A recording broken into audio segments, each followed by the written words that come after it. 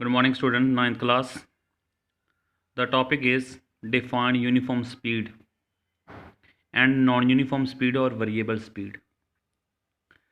So already ਆਪਾਂ study कर चुके हैं कि स्पीड की होंगी है। स्पीड होंगी है डिस्टेंस अपॉन टाइम, कितना कोई बॉडी डिस्टेंस कवर करती है पर यूनिट टाइम ਦੇ ਵਿੱਚ।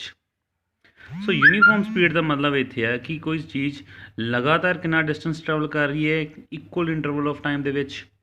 ਜੇ ਆਪਾਂ ਮੰਨ ਲਈਏ ਕਿ ਕੋਈ ਬॉडी मूव कर रही है, ਜੇ ਆਪਾਂ ਸਪੋਜ਼ ਆਪਾਂ ਮੰਨ ਲੈਂਦੇ ਹਾਂ ਕਿ ਇੱਕ ਬॉडी A ਤੋਂ B ਤੱਕ मूव ਕਰਦੀ ਹੈ, 60 ਕਿਲੋਮੀਟਰ ਦਾ ਡਿਸਟੈਂਸ ਹੈ, 1 ਘੰਟੇ ਦੇ ਵਿੱਚ ਉਹ ਕਵਰ ਕਰ ਰਹੀ ਹੈ।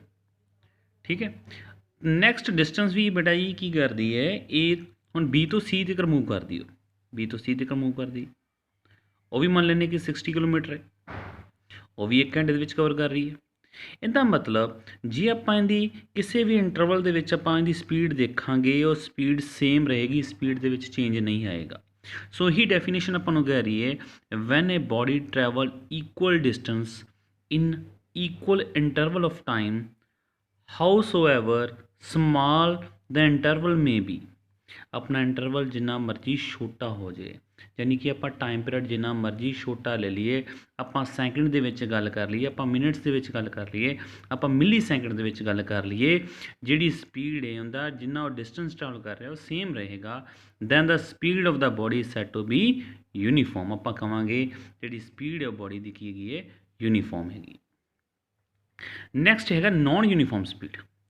नॉन यूनीफॉर्म स्पीड की होंगी है when a body cover unequal distance in equal interval of time.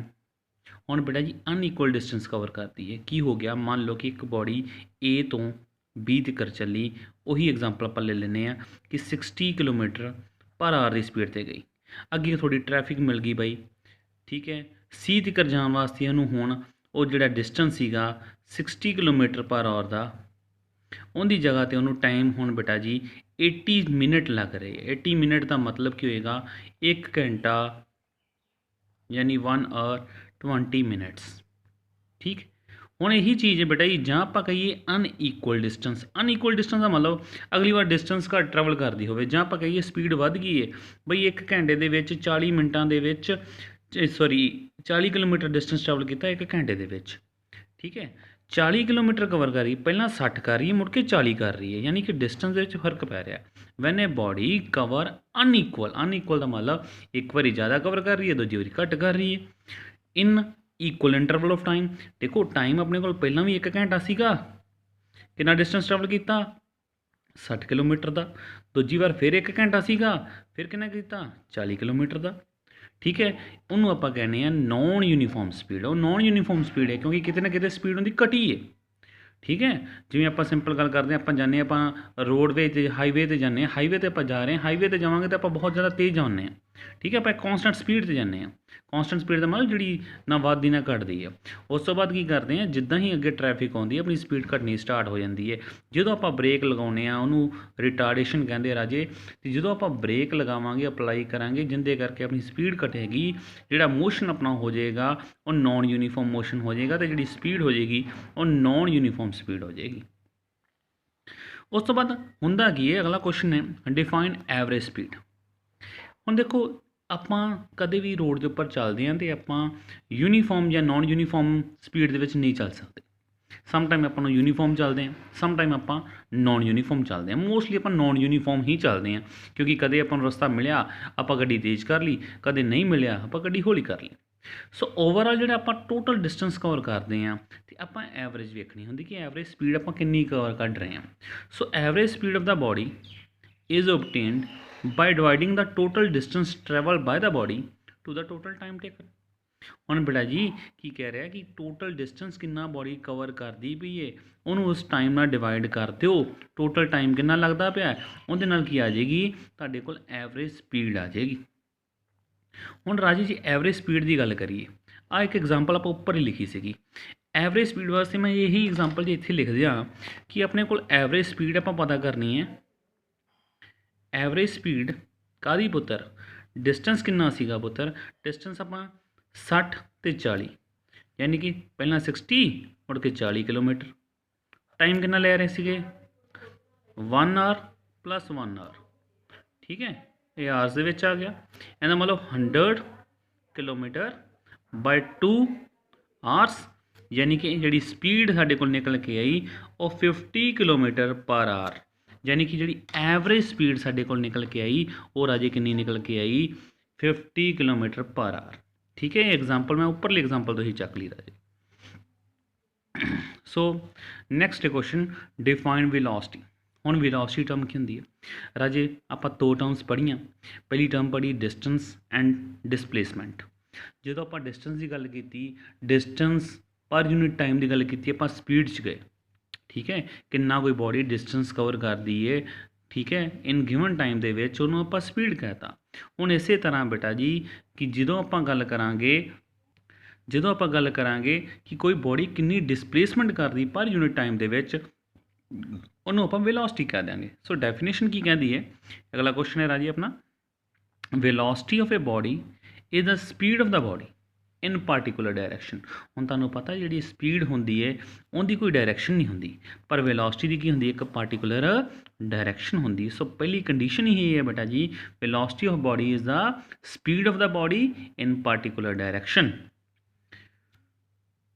सो राजे नैक्सट डेफिनेशन अपने को की बनती है, velocity of body is the distance travelled by the body in a unit time in a given direction. किसी given direction दे विच कोई बॉडी कितना डिस्टेंस ट्रैवल करती है, एक यूनिट टाइम का मतलब एक सैकेंड भी हो सकता है, एक मिनट के भी आप गल कर सकते हैं। वो अपने ते डिपेंड है आप कितना इंटरवल लै रहे हैं, टाइम इंटरवल आप कितना वेखना चाहते हैं। सो आप मैथमेटिकली लिखिए तो अपने को वेलोसिटी इज इक्वल टू राजे डिसप्लेसमेंट अपॉन टाइम। वेलोसिटी नूं बेटा जी आप वी नाल डोनेट करते हैं, वी नाल लिखते हैं, नोटेशन करते हैं। डिस्टेंस डिसप्लेसमेंट नूं आपां एस नाल लिखते हैं तो टाइम नूं आपां टी नाल लिखते हैं। एस आई यूनिट की गल करिए, S I unit of velocity की बन गई, वेलोसिटी अपने कोल हुंदी है डिसप्लेसमेंट अपॉन टाइम। डिसप्लेसमेंट का मतलब डिस्टेंस ही हुंदा है। डिस्टेंस नूं आपां बेटा जी किलोमीटर दे विच जां मीटर दे विच लिख सकते हैं।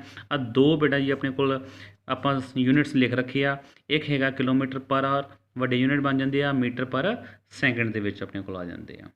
ओके, अगे चलिए, जो भी आप एस आई यूनिट की गल करांगे आप मीटर पर सैकेंड की गल करांगे।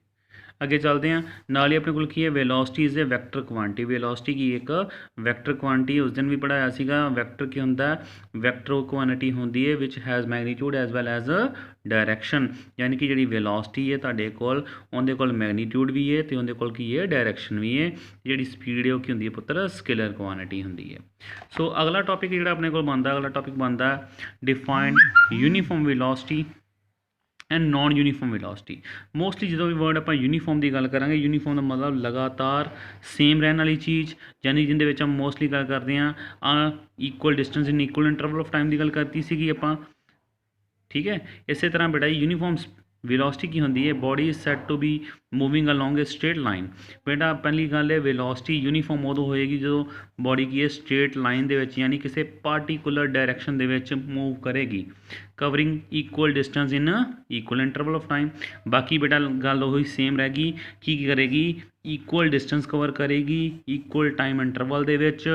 जिन्ना मर्जी टाइम इंटरवल स्मॉल हो जाए उन्होंने आपां की कह देंगे कॉन्सटेंट वेलोसिटी, जां आपां की कह देंगे यूनीफॉर्म वेलोसिटी।